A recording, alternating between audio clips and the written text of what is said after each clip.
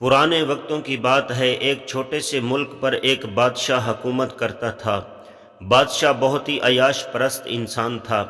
اس بادشاہ کی ایک خوبصورت اور حسین جمیل بیٹی تھی۔ ملکہ بادشاہ سلامت کو عیاش پرستی سے بہت روکتی تھی، لیکن بادشاہ سلامت کسی کی ایک نہیں سنتا تھا۔ اس عیاش پرست بادشاہ نے اپنے ملک میں ایک قانون بنایا ہوا تھا کہ جو بھی خوبصورت لڑکی زنا کرتے ہوئے پکڑی جاتی تو زنا کرنے والی لڑکی کو سنسار کر دیا جاتا، جبکہ اس لڑکی کے ساتھ بادشاہ سلامت ساری رات زنا کرنے کے بعد صبح اس کو پورے گاؤں میں ننگا گھماتا۔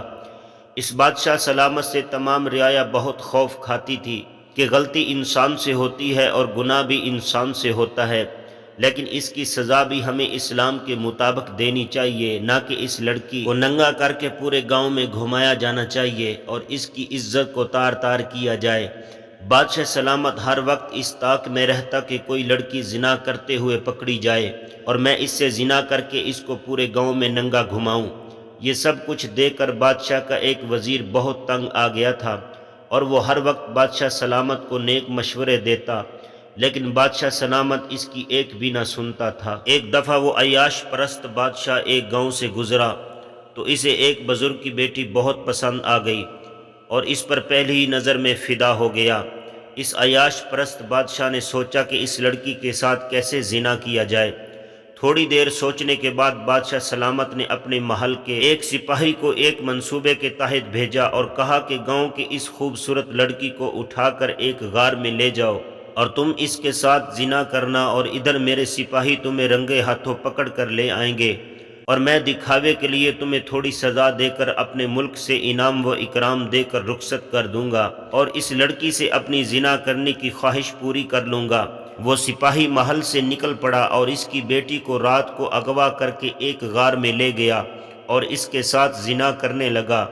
وہ زنا کر رہا تھا کہ بادشاہ کے سپاہی پہنچ گئے اور انہوں نے پکڑ کر اس لڑکی کو بادشاہ سلامت کے سامنے پیش کیا۔ بادشاہ سلامت معمول کے مطابق ساری رات اس لڑکی سے زنا کرتا رہا اور پھر اس لڑکی کو ننگا کر کے پورے گاؤں میں گھمایا۔ وہ بزرگ اور اس کی بیٹی نے خودکشی کر لی۔ یہ سب کچھ دیکھ کر وزیر کو بہت غصہ آیا اور اس نے بادشاہ سلامت کو سبق سکھانے کی ٹھان لی۔ چند دن سوچنے کے بعد وزیر بادشاہ سلامت کی بیٹی کو اغوا کر کے اس غار میں لے گیا اور اس کے ساتھ زنا کرنا شروع کر دیا۔ جب بادشاہ کے سپاہیوں نے بادشاہ کو خبر دی کہ بادشاہ سلامت شہزادی آپ کے وزیر کے ساتھ زنا کرتے ہوئے پکڑی گئی، جیسے ہی بادشاہ نے سنا کہ میری بیٹی وزیر کے ساتھ زنا کرتے ہوئے pکڑی گئی تو اس کے پیروں تھلے زمین نکل گئی، کیونکہ اب وہ اپنا قانون اپنی بیٹی پر لاگو نہ کرتا تو رعایا اس سے بدظن ہو جاتی اور اس کی سلطنت خطرے میں پڑ جاتی۔ یہ سوچ کر بادشاہ سلامت بہت پریشان ہوا کہ اب میں کیا کروں۔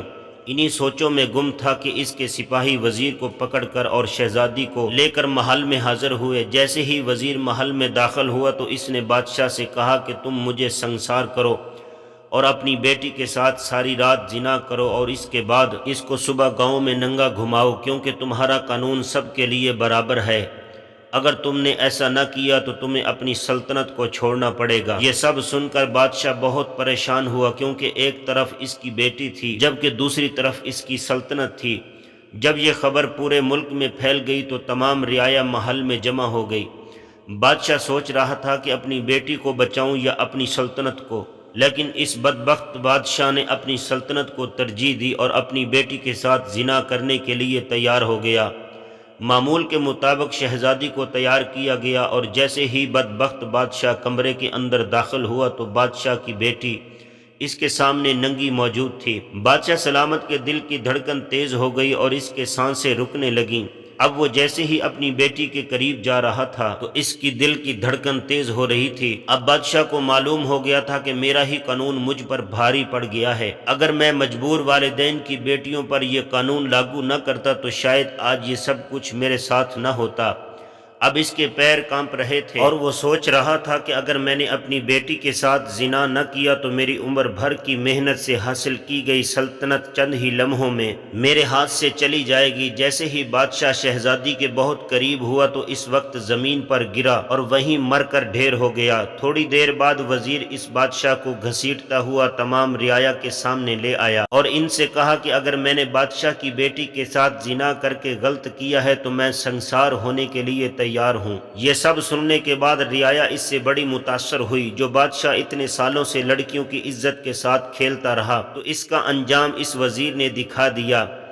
اس کے بعد پھر بادشاہ کی بیٹی کی شادی اس وزیر سے کر دی گئی اور پھر اس کے بعد وزیر کو نیا بادشاہ مقرر کر دیا گیا۔